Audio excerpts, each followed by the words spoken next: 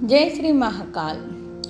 उज्जैन की नगरी यानी महाकाल की नगरी, जहाँ हर और मंदिर ही मंदिर है और घंटियों का पवित्र नाद सुनाई देता है। मैंने और मेरी फ्रेंड माया ने उज्जैन में महाकाल के दर्शन के साथ साथ 84 महादेव की यात्रा और पूजा का संकल्प लिया। 84 महादेव की यात्रा के लिए हम 3 दिन उज्जैन में ही एक धर्मशाला में रुके, जिसका नाम था लक्ष्मी वेंकटेश मंदिर आश्रम। ये मंदिर धर्मशाला के साथ साथ एक गुरुकुल है, जहां आज भी बच्चे वैदिक पद्धति की शिक्षा प्राप्त कर रहे हैं, जो क्षिप्रा नदी और महाकाल मंदिर के बहुत ही पास है। और हमने हमारे साथ एक उज्जैन के जानकार पंडित जी को रखा।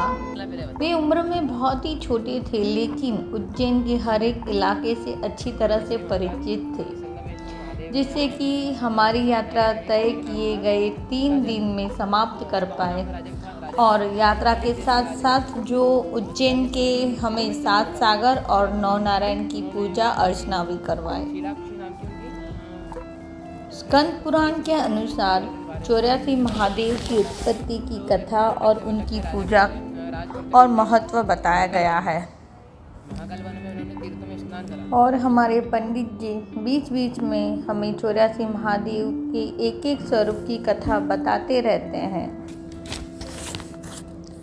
अगर 84 महादेव की यात्रा सीक्वेंस में करते हैं तो बहुत ही ज़्यादा समय लगता है, तो अच्छा है कि हम क्षेत्र अनुसार 84 महादेव की यात्रा करें, क्योंकि ये 84 महादेव एक जगह पर स्थित न होकर पूरे उज्जैन में दूर दूर तक यात्रा लोग ग्रुप बनाकर साथ में करते हैं। इसके लिए किराए की गाड़ी भी करते हैं। हमारे पास जुपिटर थी और हमारे पंडित जी के पास बाइक थी, जिससे हमने उज्जैन की छोटी छोटी गलियों, चौराहों, मेन मार्केट और भीड़ पहाड़ वाली जगह से होते हुए नदी तट के 84 महादेव की पूजा की। इतना ही नहीं, हरे भरे खेतों से होते हुए पंचकोशी मार्ग के द्वारा हमें 4 द्वारपाल, जो उज्जैन नगरी के द्वारपाल कहले जाते हैं, उनके दर्शन किए, पूजा की, आराधना की। और ये चारों द्वारपाल उज्जैन के चारों कोनों में स्थित है और एक दूसरे से काफ़ी दूरी पर स्थित है। इसी तरह से हमने जुपिटर से ही चारों द्वारपाल और पंचकोशीय मार्ग से होते हुए उज्जैन की परिक्रमा। और इसके बाद हम वापस आ गए क्षिप्रा नदी के किनारे। वहाँ पे चित्रगुप्त मंदिर है, वहाँ पर भी 84 महादेव छोटे स्वरूप में स्थित एक साथ स्थित है। कहा जाता है कि जो कोई 84 महादेव की पूजा नहीं कर पाता और किसी की गलती से कोई एक महादेव की पूजा छूट भी जाती है, तो यहाँ की गई पूजा संपूर्ण पूजा मानी जाती है। लास्ट में हमने जहाँ से शुरू किया था वहाँ पर संकल्प छोड़ा और फिर पंडित जी को दान दक्षिणा दी और वे अपने काम में वापस चले गए। एक खास बात कि 84 महादेव की यात्रा करने वाले जनार्दन जी को महाकाल मंदिर में VIP एंट्री मिलती है, बिल्कुल निःशुल्क होती है। और 84 महादेव की पूजा साढ़े 5 बजे तक होती है, तो आप और जिसको भी करनी है सुबह जल्दी शुरुआत करें, ताकि 5 बजे तक जितने हो सके उतने आप महादेव की पूजा कर पाएँ। हमने 5 बजे तक महादेव की पूजा करते थे और उसके बाद हम दूसरे भगवान की पूजा करने और कुछ और चीज़ें, कुछ और जगह देखने जाते थे। तो पहले दिन हम 7 बजे, करीबन 7 बजे ही थे, 7 बजे के आसपास हम वहाँ हरसिद्धि की अलौकिक आरती के दर्शन किए, जहाँ पर 2 बड़े स्तंभ हैं, जो एग्जैक्ट महाकाल मंदिर के सामने हरसिद्धि माता का मंदिर है। और मंदिर के सामने बड़े स्तंभ के अंदर बहुत सारे दिए लगे हुए हैं, जो आरती के समय जलाए जाते हैं, प्रगटाए जाते हैं।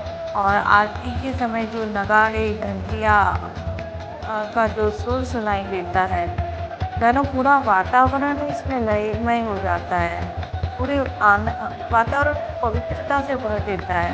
मन में परम शांति और ऐश्वर्य शक्ति का अनुभव कराता है, जहाँ हर और ऐश्वर्य ही ऐश्वर्य, शक्ति ही शक्ति,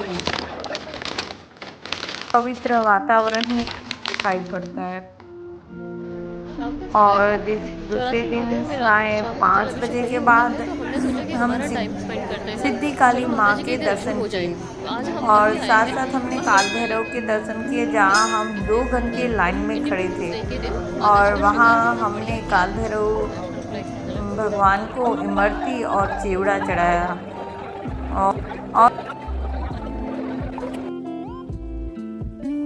और फिर रात को 9 बजे के आसपास हम हमारी धर्मशाला में वापस आए, जहाँ जन्माष्टमी की तैयारियां चल रही थी और भजन का कार्यक्रम चल रहा था, जो रात को 12 बजे तक चल रहा था। और जहाँ भगवान की वैदिक परंपरा से पूजा अर्चना की जा रही थी और सारे शिष्य अपने गुरुजी और पंडित जी को साष्टांग प्रणाम करते हुए दिखाई दे रहे थे।